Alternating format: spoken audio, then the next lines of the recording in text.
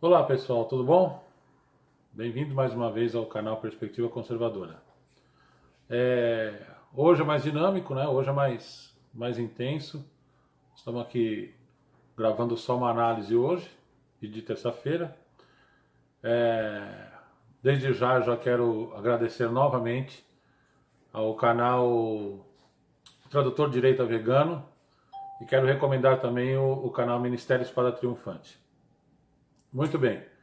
Hoje o assunto é rápido, é ligeiro, mas é super importante, extremamente relevante. O assunto que é continuação do que eu falei na terça-feira passada. Eu ainda vou insistir mais um pouco nisso, prometo que não volto nisso, tá? O assunto de semana que vem já vai ser outro, mas eu vou fazer uma parte 2 sobre essa ameaça islâmica, tá? Porque isso é um assunto muito sério, está destruindo vidas. Então aquilo que está destruindo vidas é sempre um assunto muito sério, né? Às vezes a gente discute aqui na internet, você é contra os gays, ou você é contra o feminismo, ou a favor do feminismo e tudo mais. Tá, essas coisas não são tão importantes quanto vidas, entendeu? As pessoas hoje estão perdendo o foco, estão perdendo a noção daquilo que é importante. A vida é o que há de mais importante. E às vezes ficam discutindo assuntos secundários, assuntos que não têm importância. Muito bem.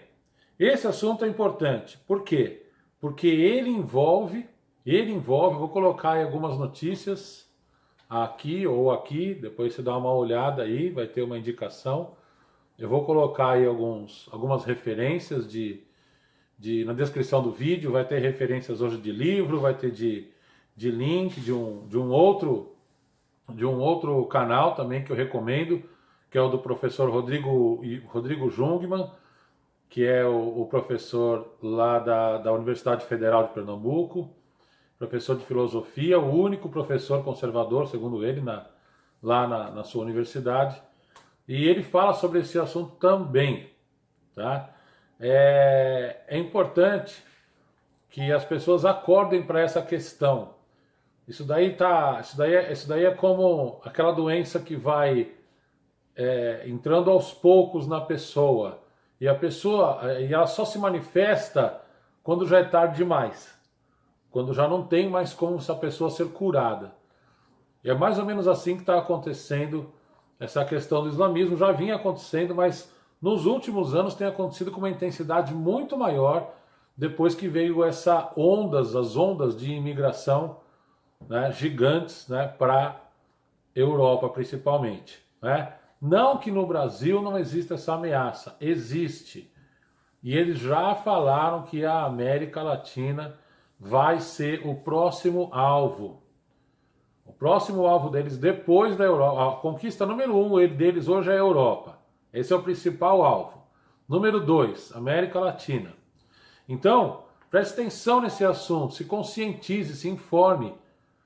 Tá? Eu vou colocar todo o material na descrição. Vou melhorar, inclusive, aqui os vídeos. Os vídeos agora, pessoal, vai estar mais elaborado, a edição vai estar melhor, né? Nós investimos aqui em equipamento, né? Então, isso tudo para que o canal possa ter um maior alcance de pessoas, né? Nós estamos investindo na qualidade dessa publicação, dessa edição de vídeo e tudo mais. Muito bem. Então, eu queria falar sobre alguns assuntos nessa segunda parte, sobre essa invasão islâmica, que é questão relacionada à Sharia, né? Eu sei que muitos não conhecem essa coisa de islamismo, né? Como eu disse, meu canal é voltado para um público mais simples, né? Não é um canal acadêmico ou erudito, né? Onde eu estou falando aqui com doutor honoris causa ou PhD em algum assunto. Não é esse meu foco, até porque eles já conhecem tudo isso. Eu estou falando aqui com o público leigo. Você que não tomou conhecimento sobre o que é isso, agora é a oportunidade. Agora é a chance de você conhecer melhor esse assunto. Mas para que você quer conhecer esse assunto? Isso tem relevância? Tem, porque isso está destruindo vidas. Isso daí é uma coisa que, se não for parada, vai tomar conta de muitos países. E o Brasil faz parte desse alvo. Então, nós temos que tomar consciência disso. Depois eu vou colocar o link aqui da primeira parte desse vídeo, para que você acesse e assista também. Hoje eu vou dar continuidade àquilo que foi falado. Então, na semana passada eu falei sobre o que foi feito lá na Europa, o que está acontecendo na Europa ainda. E hoje eu quero falar um pouco da Sharia. O que é a Sharia? A Sharia é a lei deles, é a legislação que eles colocam, como eu disse no vídeo passado, quando eles chegam em um país, em um número considerável, quando eles percebem que já tem uma representatividade de pelo menos 20 a 30% da população, eles começam a exigir muitos direitos, né? E eles implantam no bairro onde eles vivem uma lei. A lei Sharia, a lei que vem do livro deles. O livro deles se chama Alcorão, para quem não conhece. Alcorão, nós cristãos temos a Bíblia, né? E o islâmico, também chamado muçulmano é aquele que segue o Islã. Islã é uma palavra que significa submissão. Né? Então, é isso o que que eles fazem. Eles pegam essas leis que vêm desse livro chamado Alcorão e colocam naquele local onde eles estão vivendo. Só que essas leis são absurdas. Para nós, principalmente, que somos do mundo ocidental, é totalmente despropositado. Imagine, você não tem liberdade sequer, você no seu país, de passar pelo bairro deles. Principalmente se você for mulher. Vocês aí, agora eu quero ver as feministas aí defendendo, né? Elas defendem, eu já vi feminista defendendo essas imigrações. Meu Deus, põe a mão na sua cabeça. A mulher nesses países, de onde eles vieram, é cidadão de segunda classe. Essa lei deles é um terror para as mulheres. Não se enganem. Mulher não pode nem dirigir carro. Nem esse direito que é básico aqui, tão comum aqui no Ocidente, lá é proibido. Elas não têm direito a nada, não podem votar, não podem dirigir carro, não podem falar com outro homem na rua, quando estiverem andando na rua. Ela só pode se dirigir ao marido e aos parentes. Ela não tem liberdade. E se o marido, por algum motivo, cismar que ela o traiu, ela pode morrer apedrejada. Sem problema nenhum e sem nenhum tipo de penalidade para esse marido. Então imagina isso. Analisa aí comigo. Fala nos comentários o que você pensa sobre esses absurdos. Fique sabendo que nessa lei deles, crianças, meninas que eu falo, as meninas, ao atingir uma certa idade, mesmo que seja bem pequena, mas aonde apareça, onde lá na sua genitália apareça o clitóris dela, aquilo vai ser mutilado.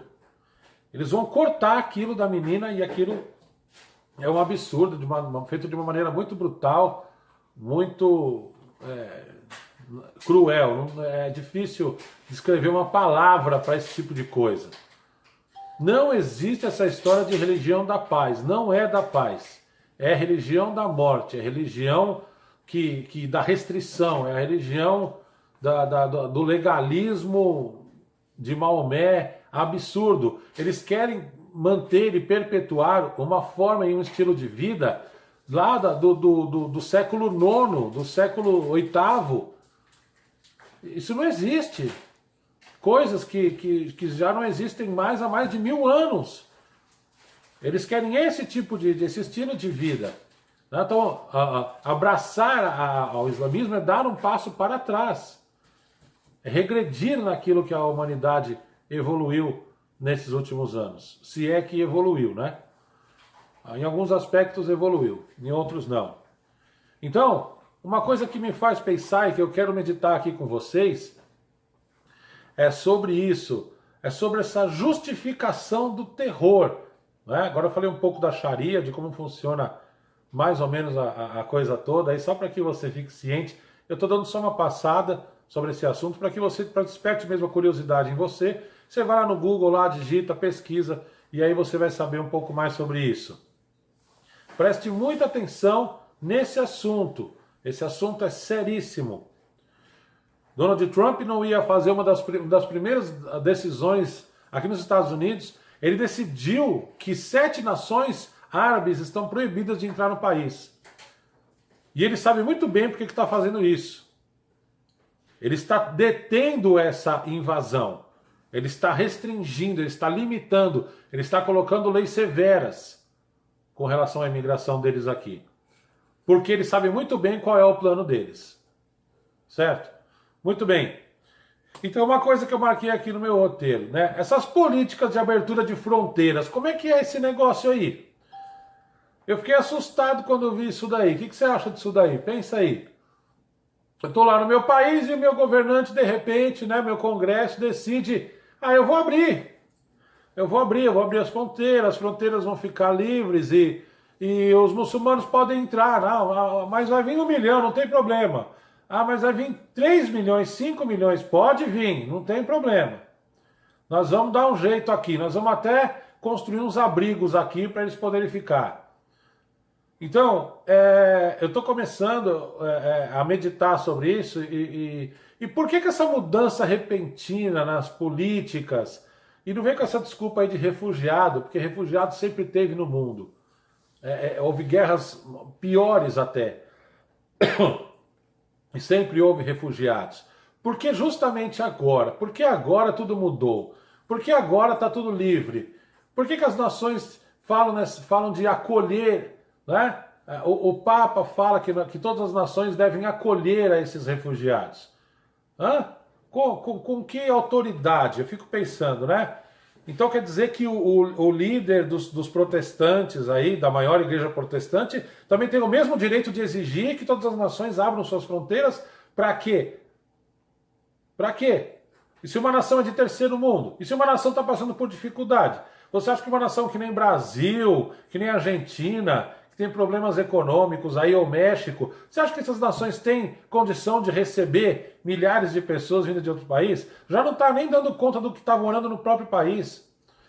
Então, tudo isso é um grande absurdo, tudo isso é uma grande... E eu estou achando que tem coisa por trás. Tem alguma coisa aí que está incentivando. Ou você acha que é só um idealismo? Comente aí depois, coloca nos comentários. Você acha que isso é só um idealismo que entrou de vez lá na Europa e também está se movimentando em torno do mundo, porque o Canadá também pensa assim, muitos líderes aqui da América do Sul também pensam assim. De onde está vindo tudo isso? É só uma ideologia ou está tendo algo a mais? Será que alguém, algum sheik árabe, alguém muito rico, tá, ou alguém que esteja por trás de todo esse plano aí de dominação, que eles já deixaram claro que é um plano de dominação, só se você se informar, você vai descobrir que é. Né? E muita gente dava risada disso, falava, isso não pode, isso não é possível acontecer, mas está acontecendo. E já aconteceu em algumas nações. A Suécia, por exemplo, segundo os especialistas, diz que não tem mais retorno. Não tem mais como voltar atrás. E as políticas lá são tão abertas, que houve uma menina lá que foi estuprada por refugiados, né?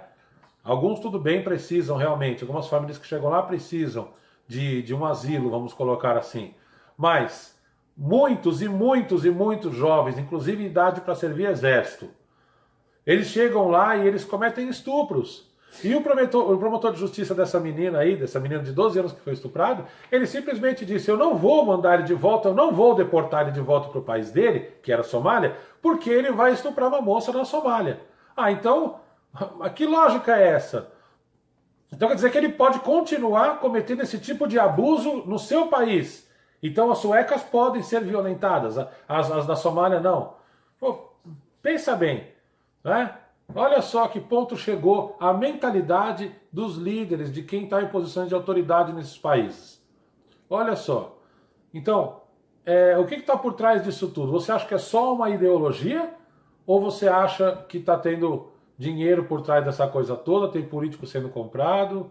E aí, o que você pensa sobre toda essa história? O fato é que as nações têm que começar a despertar, as nações que ainda não foram invadidas têm que começar a despertar sobre esse assunto, que é muito sério, né? Então, eu já coloquei aqui sobre os pontos que eu queria falar. Eu indico fortemente a leitura de alguns livros para você se aprofundar. Eu não vou me alongar mais no vídeo, porque vídeo de terça-feira é mais dinâmico.